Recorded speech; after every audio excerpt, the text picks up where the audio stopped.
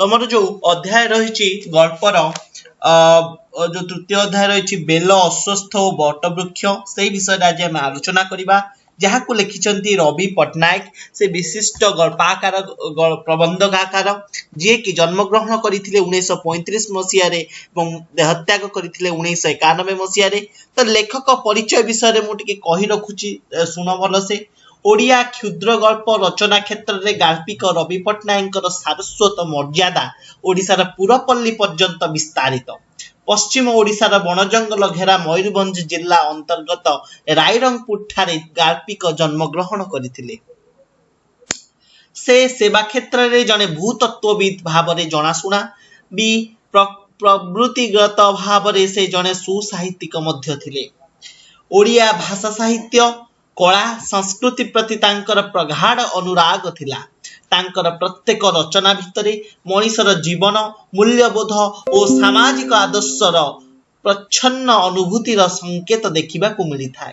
तांकर रचित क्षुद्र गल्प पुस्तक गुड़िक मध्य अंधगलीर अंधकार, बहुरूपी, रागतोड़ी, हिरण्यगर्भा, विषुवरेखा, बंध्या गांधारी, अमरीलता, विचित्रा बन्ना ओडिशार पाठक महल में बेस सुख्याति लाभ करि।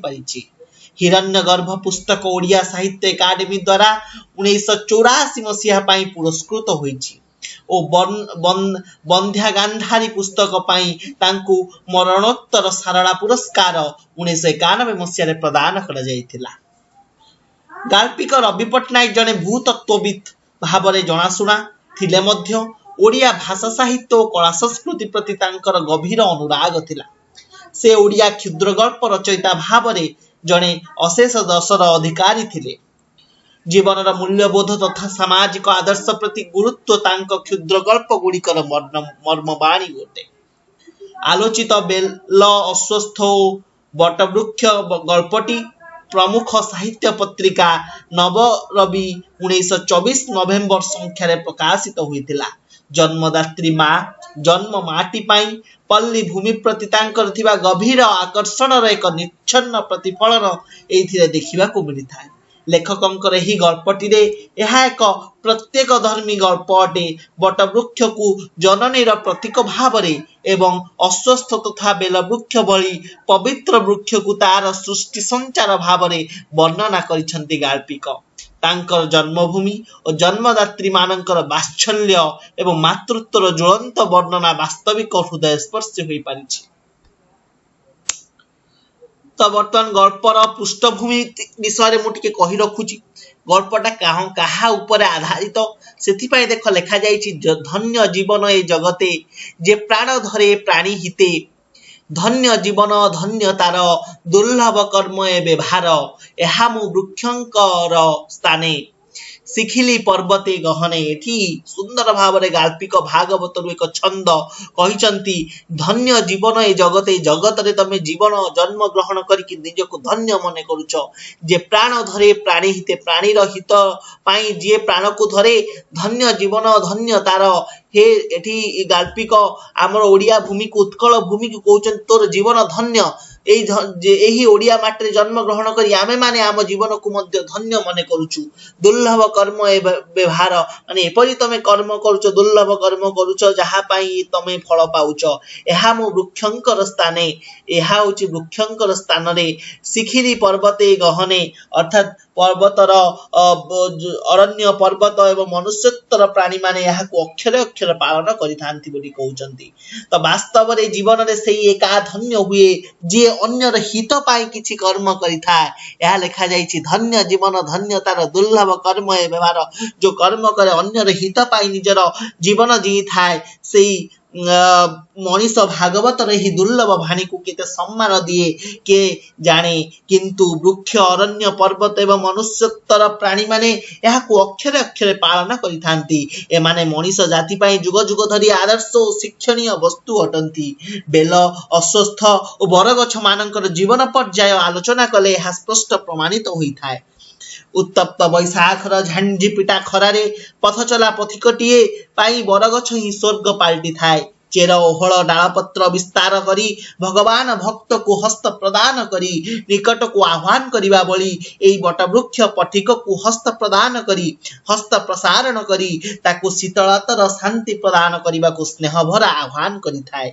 संतान बत्सला जननी सदृश निज कोलकू आउजेई नेबारे एक ममता भरा स्वीकृति जेपरि तार अंतर रे परिपूर्ण होइथाए। अस्वस्थ गछर पत्रर मर्मर शब्द भितरे जेपरि जननीर विषाद मुखर संतान को निद्रारे अभिहित करिदेबा पाई संगीतर मूर्छना भरी रही थाए।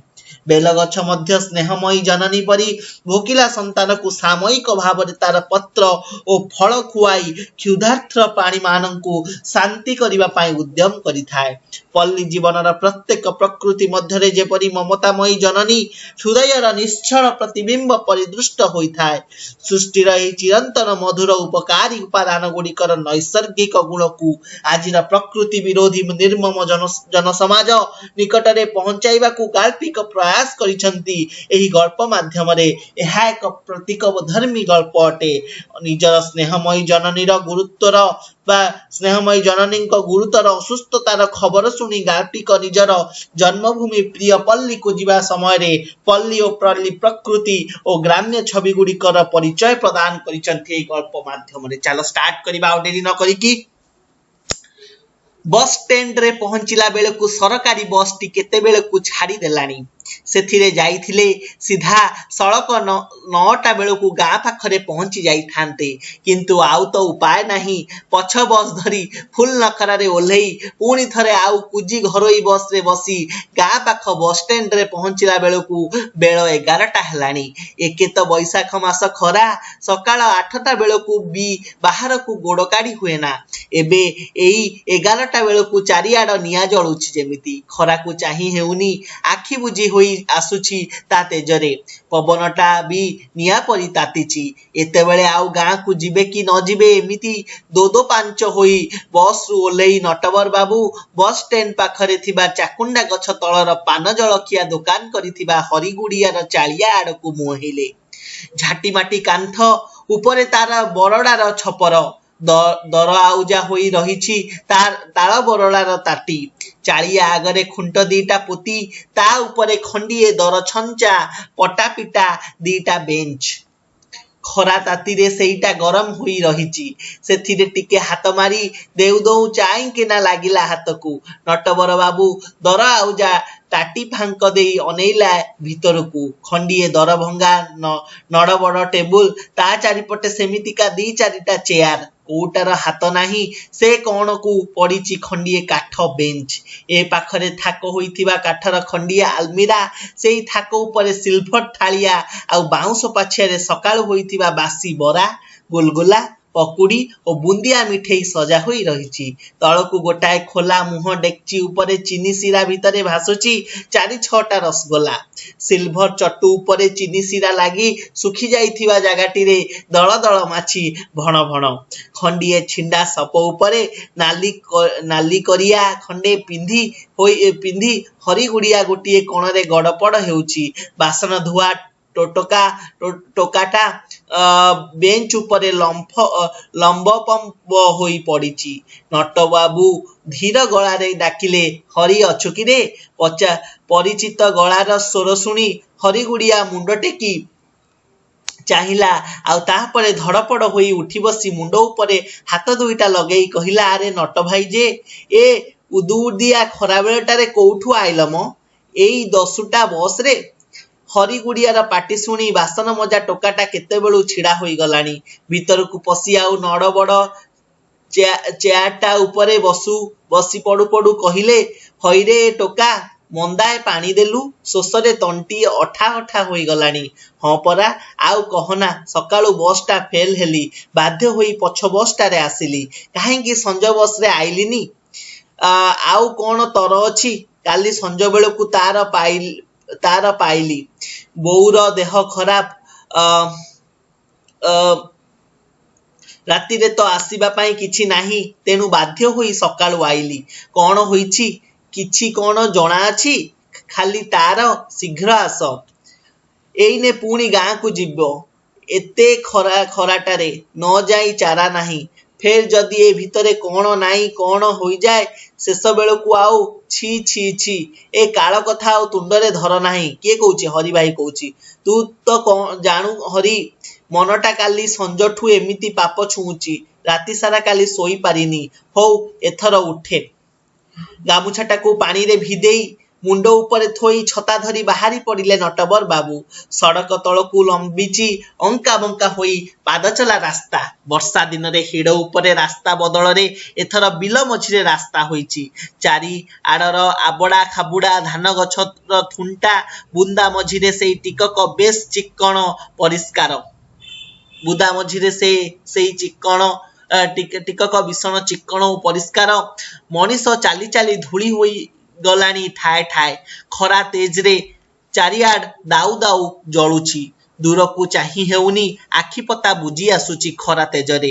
निआ बर्षुची जेमिति पवनटा चुली मुंडर पवन परी तातीची। देह हाथ पोड़ी जाउची गरमरे। ए सबुकू भूक्षेप न करी नटवर बाबू छता मुंडाई मुंडरे ओदा गामुछा थोई चालिबाकू आरंभ कले एक लयरे। पहुंचू पहुंचू जदि बेसी डेरी होई जाए सेमिति किछि बेसी न होइथिले बोऊ केबे टेलीग्राम करि न थांता। सेई जे 5 वर्ष दिनरू बापा मोला ठारू से बोऊर एमिति देह खराब केबे देखि नाहांती। देखिथिले मध्य बुझी पारि नाहांती। आउ होइथिले भी बोऊ तांको ठारू लुचेई रखिछि। केते कष्ट मनीष करिछि से कष्टरे मनीष करिछि से सबु दुख अभाव दैन्य सत्वे से तांकरी मुहकू चाही सीधा सड़क छिड़ा होई तांकू पाठ पढ़ेछि मनीष करिछि बाहा करेछि। निजर सबु सुख सुविधा को जलांजलि देई केवल तांकरी पाई निज जीवन को एका बेले उत्सर्ग करि देइछि। केबे हेले तांकू किछि मागी नाही केवल देई जाइछि। सामान्य चाकिरी सेथिरे 4-5टा पिला दरमा जहा आनंती सेतिकिरे संसार चलिबा कष्ट। सेथिपाई तांकू पाखरे रखिबाकू जेते कहिले भी से केबे भुवनेश्वर रे न रही गाँ को पळेई आसीछि। भाग चाष जमीरू धान आदाय करी चाउल करी तांको पाखकू पठेइछि। पिला माने सुखरे रहिबे बोली आज मुग दीटा काले बिरी पर दिन बढी नडिया चिनाबादाम सबु गोटी गोटी करी सजेई सजेई निजे जाई देई आसीछि। आउ से ता पाई कौन करिसंती? किछि नाही केवल निज स्त्री पिला झिलांक पाई सबु किछि करिसंती। आश्चर्य मनीष जातिटा एमिति अकृतज्ञ। पछकू फेरी चाहेना। आखि आगकू खाली आगकू देखे। खाली मनीष काहींकी सबु पशु पक्षी गछलता प्राणी जगतर नियम ही एइटा। प्रकृतिर नियम प्राकृतिक नियम सृष्टिर लीला अक्षुण्ण रखिबाकू गछ जदि तार पुरुणा पत्र गुड़ाकू सबुबेले निज भावे रखिबाकू चाहे तेबे से किपरि सृष्टि करिबो नूतन पत्र नूतन फूल नूतन फलकू? अकृतज्ञ हेबार बोध हुए सेथिपाई एते स्वाभाविक। पिलांक पाई से निजे बा कौन न करुछंती? निजे भल करी कंडे न खाई निज न पिंधी पिला केमिति भल खाइबे भल पिंधिबे भल पाठ पढ़िबे सेथिपाई अनवरत खटी चलीछंती। सकाळ ठारू राति पर्यंत केवल सेई चिंता।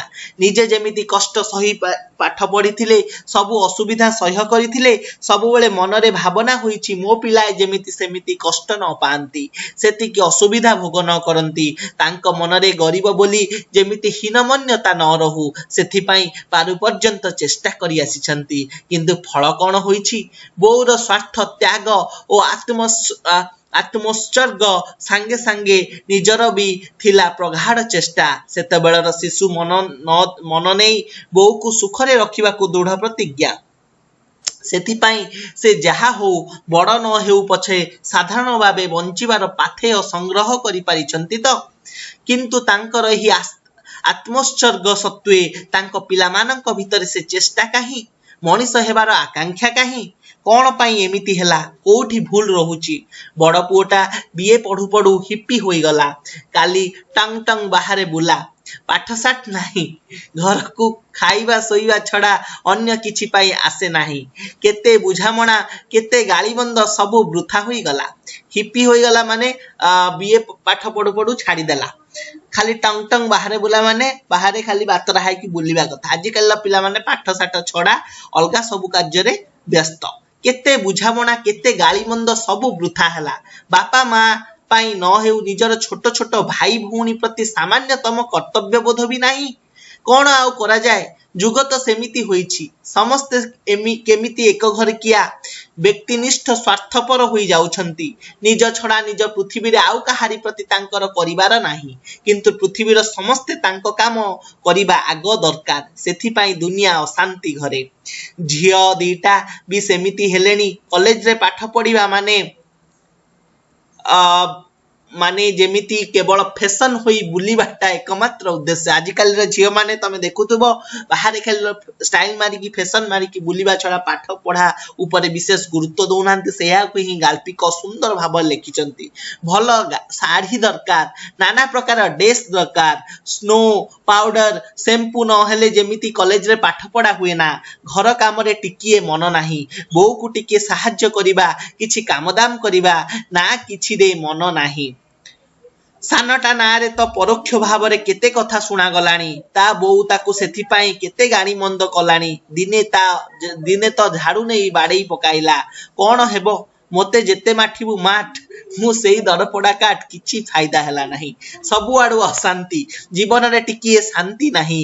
ଯାହା ପାଇଁ ସବୁ ସୁଖ ସୁବିଧାକୁ ବଳି ଦେଇଛନ୍ତି, ସେମାନେ ଯଦି ଶେଷକୁ ଏମିତି ଅମଣିଷ ହୋଇଯାଆନ୍ତି, ତେବେ ସେ ଆତ୍ମୋତ୍ସର୍ଗର ମୂଲ୍ୟ କଣ? କି ସୁଖ ଆଉ ରହିଲା ଜୀବନରେ? ଝାଳରେ ପଞ୍ଜାବୀଟା ପୁରାପୁରି ଓଦା ହୋଇଗଲାଣି। ପଞ୍ଜାବୀ ପିନ୍ଧିଛନ୍ତି ନଟବର ବାବୁ, ସେଟା ପୁରା ଓଦା ହେଇଗଲାଣି। ଏତେ ଗରମ ହଉଛି, ଶୋଷରେ ତଣ୍ଟି ଅଠା ଅଠା ହୋଇଯାଉଛି।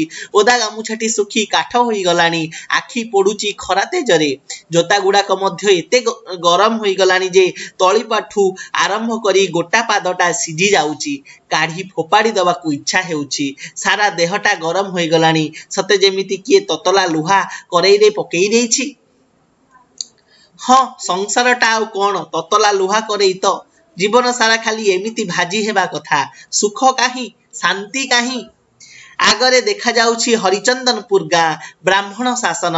ଗାଁ ମୁଣ୍ଡ ପୋଖରୀ ହୁଡାରେ 20-25ଟା ତାଳ ଗଛ ବାବନାଭୂତ ପରି ହାଁ କରି ଛିଡା ରହିଛନ୍ତି। ହଲ ନାହିଁ କି ଚଲ ନାହିଁ। ପୋଖରୀ ଶୁଖି ଯାଇଛି। କାଦୁଅ ଗୁଡା ଶୁଖି ଯାଇଛି।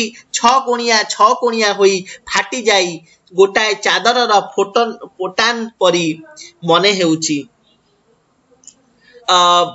ଫାଟ ଦାଢରେ ଧଳା ଧଳା ଶୁଖିଲା ଗେଣ୍ଡା ଖୋଳପା। ପୋଖରୀର ଗୋଟିଏ କୋଣକୁ ବେଲବଣ ମଝିରେ ଅରାଏ ସଫା ଜାଗାରେ ବହୁ ଜୀର୍ଣ୍ଣ ପୁରାତନ ଶିବ ମନ୍ଦିରଟିଏ। ମନ୍ଦିରଟା ଭାଙ୍ଗି ରୁଜି ଗଲାଣି।